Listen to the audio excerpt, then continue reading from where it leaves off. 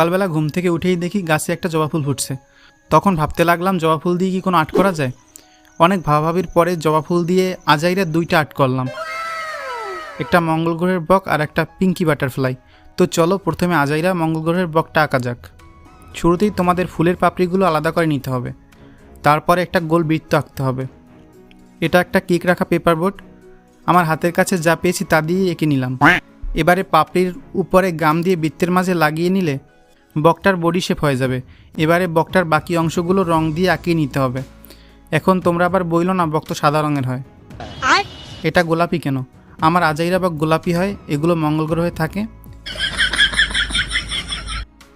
এবারে বকের পা এঁকে নিতে হবে। পায়ের নিচে কিছুটা জল ও উপরে কিছুটা মেঘ দিয়ে দিতে হবে। এখন 2 সাইডে ছোট ছোট ঘাস আঁকতে হবে। ঘাস আঁকলেই হয়ে যাবে আমার ফার্স্ট আজাইরা আর্ট। তো চলো এবারে সেকেন্ড আর্ট করা যাক। এবারে আর্টটি হলো একটি পিঙ্কি বাটারফ্লাই। এটা করতে আমাদের 4টি পাপড়ির প্রয়োজন হবে। এবার এই পাপড়িগুলোকে গাম দিয়ে লাগিয়ে প্রজাপতির 4টি ডানা বানিয়ে নিতে হবে। একটু চেপে চেপে পাপড়িগুলো লাগিয়ে নিতে হবে, না হলে উঠে আসতে পারে।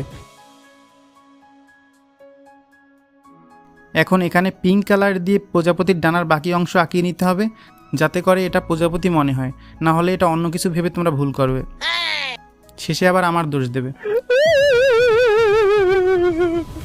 এখন কালো রং দিয়ে বডি শেপ ও 2টা শিং আঁকিয়ে নেব। প্রজাপতির তো শিং হয় না, তাহলে হয়তো এই দুটো নাক হবে। নাক আঁকানো হলে এবারে কালো রং দিয়ে লাস্ট ফিনিশিং টাচ দিতে হবে। ফিনিশিং টাচ দিলেই হয়ে যাবে আমাদের আজাইরা পিঙ্কি বাটারফ্লাই। কেমন হয়েছে জানাইও, যদিও জানি আমি 2টাই একসে সুন্দর হয়েছে, তারপরেও জানাতে ভুলো না 2টার ভিতরে কোনটা বেশি সুন্দর হয়েছে। আর এমন ক্রিয়েটিভ আর্ট দেখতে হলে সাবস্ক্রাইব বাটনে জোরে কিল ঘুষি মারতে হবে। ফোনের ডিসপ্লে ভাঙলে দোষ কিন্তু আমার না।